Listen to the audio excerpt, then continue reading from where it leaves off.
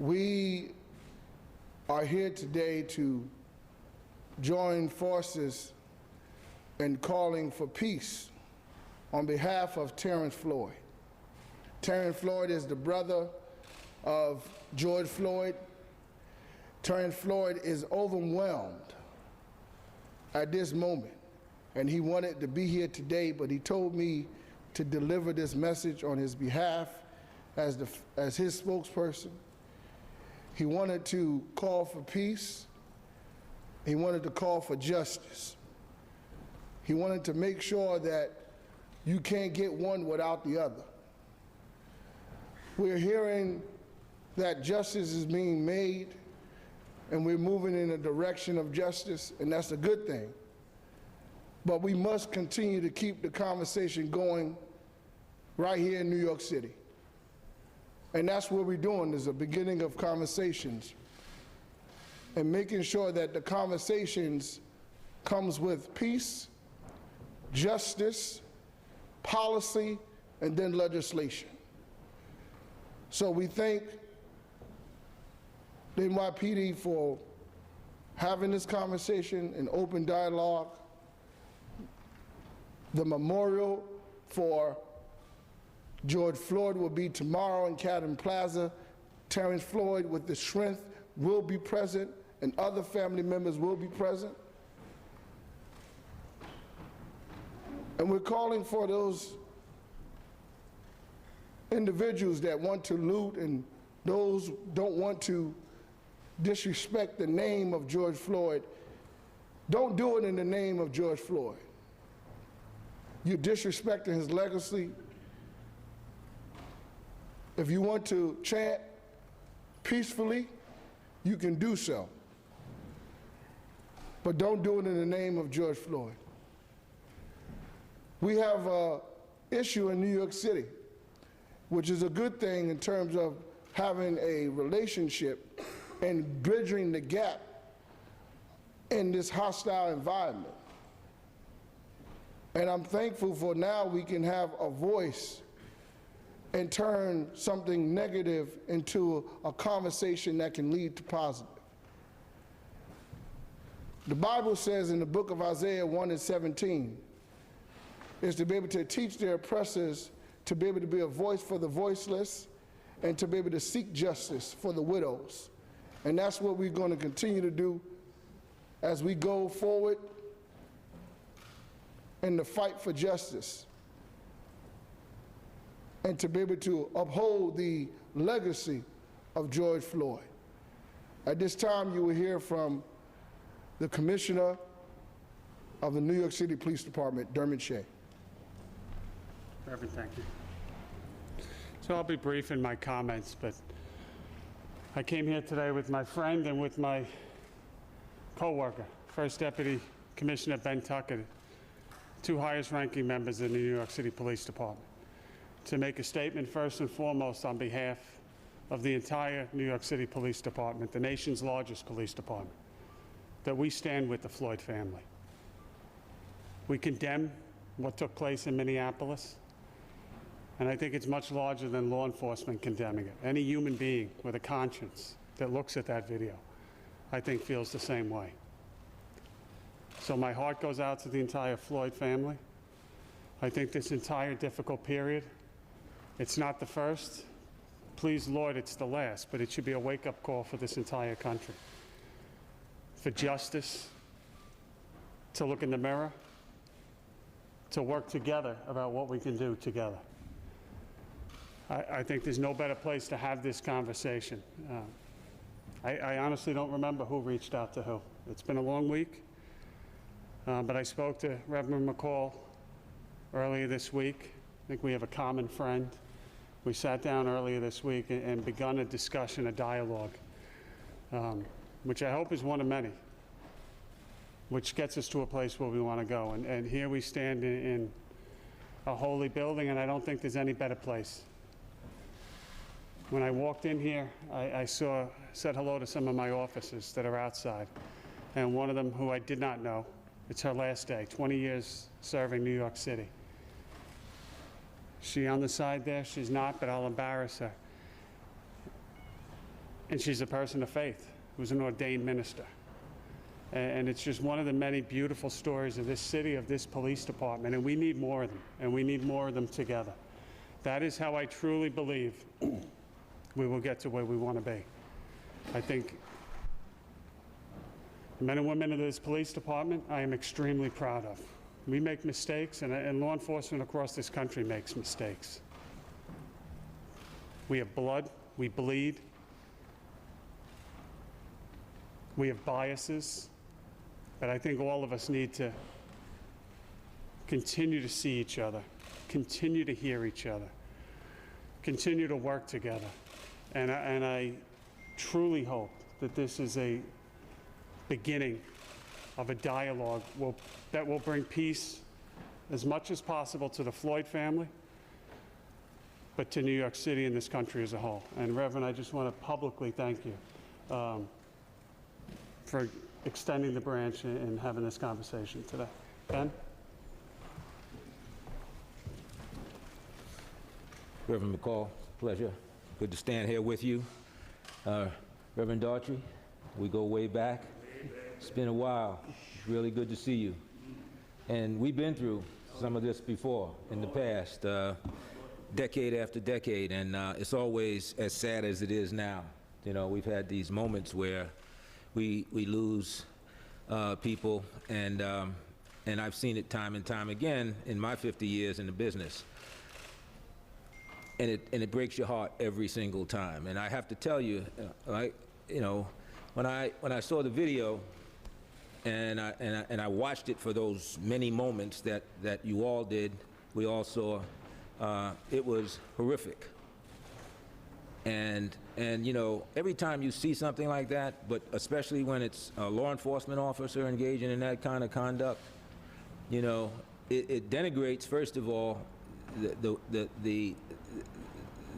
the work that law enforcement officers in this country do every single day. They go out there, they keep their communities safe, they do it in the name of service, and they do it because it's important to recognize that the people that we serve all deserve to be treated with respect. And as I watched that video, it seemed to me that officer had absolutely no,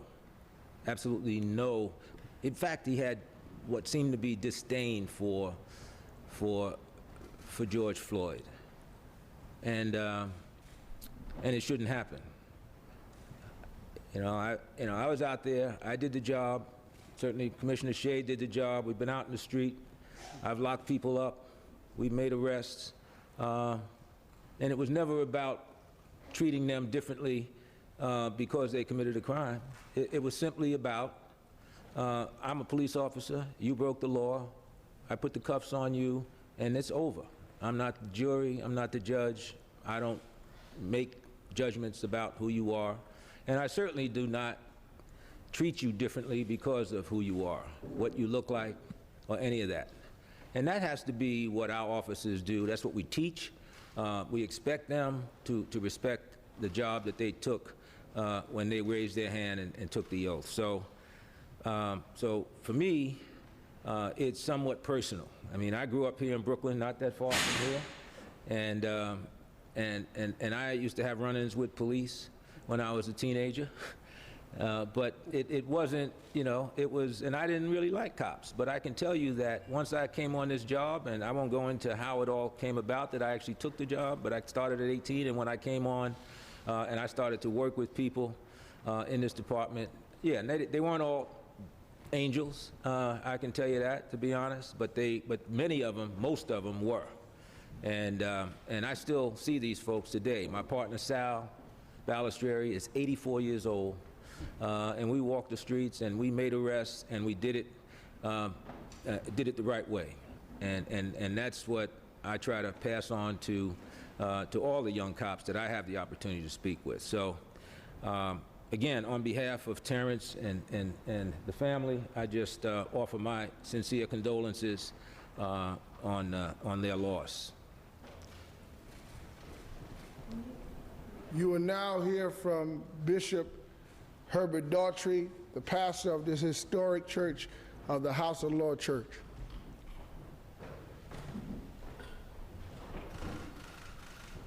Thank you very much, Reverend McCall, Commissioner.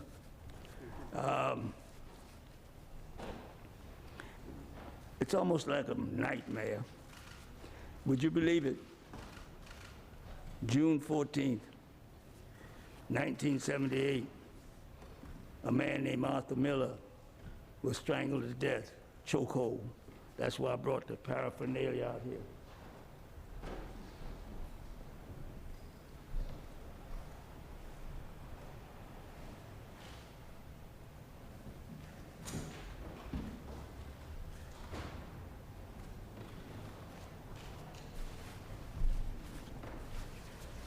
I led all the marches.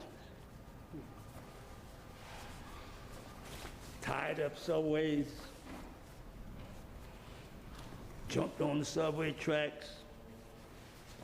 I don't know how many times I went to jail,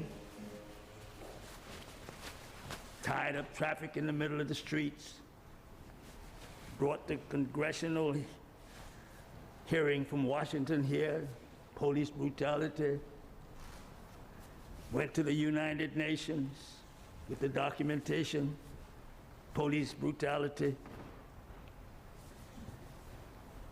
I warned that New York was going up in smoke. It didn't happen. In the many years that I led the movement, we knew how to take care of our business. People didn't do anything to destroy or divert or derail our movement. And I remember standing on the steps of City Hall.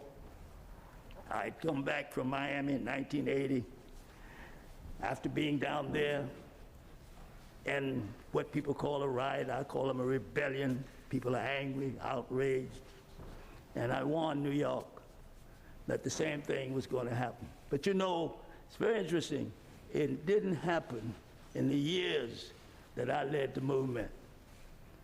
Not a building was ever burned, no violence except the violence that was emanating from the police, who ran horses into our movement, who ran cars into our movement. I got the pictures downstairs. I wish it was an opportunity for you to survey all the film. This is just a few of them. So I'm here now, 89 years old, been in the movement 61 years. The only reason I could get out of the house is that I had to promise my wife for 58 years that I was going to try to tighten up and fix up. Because you know, after you've been married 58 years and 89 years old, you can't afford to get kicked out, you know. Your marketability, your marketability has been seriously reduced. Yes, diminished. So that's why I'm masked up, polished up. I wish I had something else on so I can get in the house when I get back. So I just connect I'm here, I guess, to say that you've got to change. It is interesting, by the way, that downstairs we're giving out 60,000 masks. 30,000 have already been given out. We have 30,000 more contributed by the Black Church PAC, which is my daughter, the Reverend Daughtry. Some of you might know she was the CEO of the 2008 Democratic Convention and made history by being the CEO of the 2016. So I got all of these voices and influences telling me to stay home and stay away from all y'all, don't get close, not even the commissioners. When the commissioners don't get close to, you know. So I'm here again, I guess, to plead, as I have done for all these many years, with all concern, that this is a defining moment. They come once in a while, and you seize the moment. And this can be the moment that we make America what America ought to be. This can be the moment. I shudder. I think it was Thomas Jefferson who said it, and I'm finished. During the days of slavery, I shudder for my country when I remember that God is just. But we got a chance to change. I'd like to see it in my lifetime. We got a chance to use this occasion, use this event. And from what I've seen in the street, I've seen a lot of stuff in the street that I've seen before, but I'm not quite sure I've seen it on this wise in terms of the youthfulness and diversity of the people on the move and want to see change. So I'm glad you come here to this church. I believe it was a divine intervention, divine direction, that you should come here to this church, which has a long history of being at the cutting edges of the most important issues that affect the planet and the people. And so maybe the reason that you got here then is that we can say, we can make a sanctified boast that, they came to the church where I had pastored for 61 years on the issues that trying to make this country a better country. And it was here that they called the press conference. Reverend McCall, who I've been knowing since well, he don't like to tell his age. I'll tell mine. And the commissioners, God bless you all, and let us hope that this is the day that we will witness change in America, and America will live up the true meaning of its creed. We hold these truths that I don't need to finish the quote. You know it too well. Thank you. Last statement, then we're going to go. We're calling all community leaders across this country, those in New York City that have issues with police conduct, because we have a conversation. This is the beginning of a conversation that we can be able to work together. And I think that's what it is on this time, when to use George Floyd as a symbol of peace and to be able to just be unified and come up with some policies and legislation and begin a dialogue on both ends. So as we continue to call for peace on the left, we need to have justice on the right. Thank you, and God bless you.